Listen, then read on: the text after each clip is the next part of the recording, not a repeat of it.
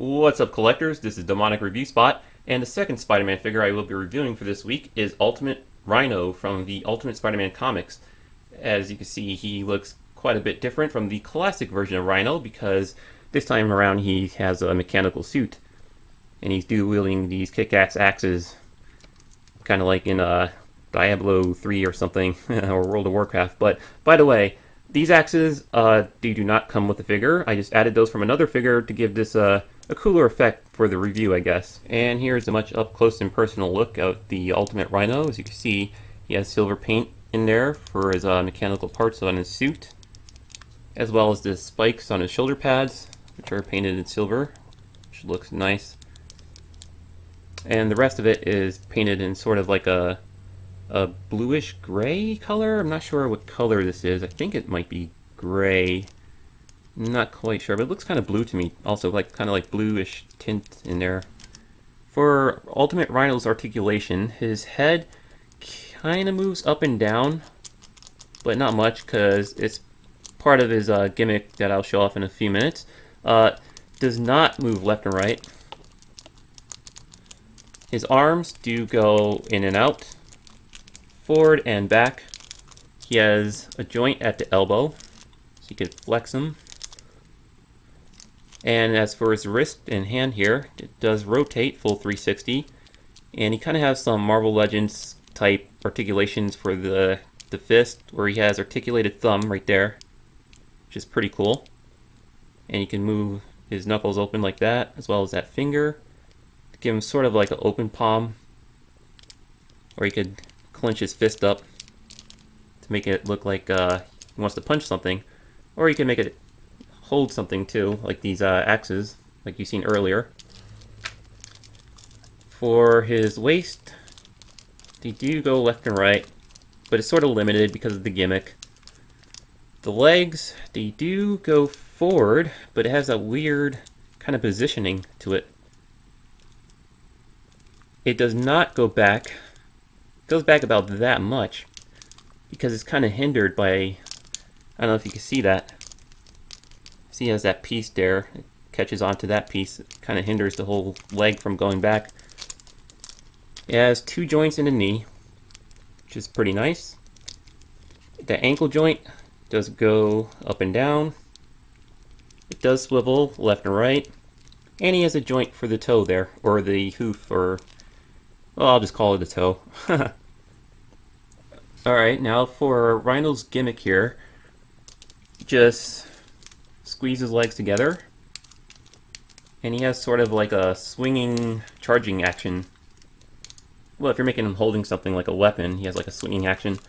Or you could just take that out, have a clenched fist, and have kind of like a smashing action, like Rhino smash. Also, his head moves up and down. That's why I was saying earlier it does not move left or right and just up and down a little bit because of that gimmick. As you can see, his head's slightly moving upward. But I wish the jaw was articulated too, so you could have them in like a clenching kind of expression instead of that having that open mouth. But it's still kind of cool. Give him that angry look, like he wants to kill Spider-Man.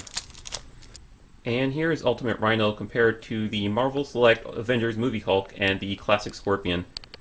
He stands around maybe 6.5 inches tall if you count the horn on his forehead there. He could possibly even be 7 inches tall if it wasn't for that left knee of his. I'll show you what I mean. Like, for this leg, you could straighten him out. But for this leg, see that knee guard right there? Kind of hinders that from making that leg straight completely. So you can't really stand him straight. So he also has like sort of that squatting position with that one leg right there. But it's still a cool looking figure. Oh, and another thing I want to mention is that it's been announced that Marvel Select is making their version of the Rhino, and it looks like it's going to be the classic Rhino.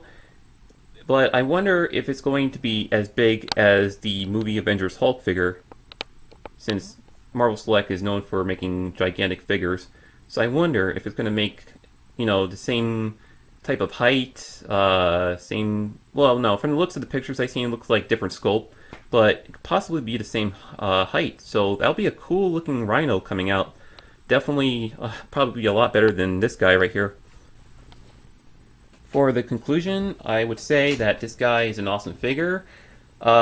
He's good for both displaying and playing with, since he has that whole gimmick thing where he squeezes legs together and he has a smashing action with his right arm and you see his head moving up and down, which is pretty cool.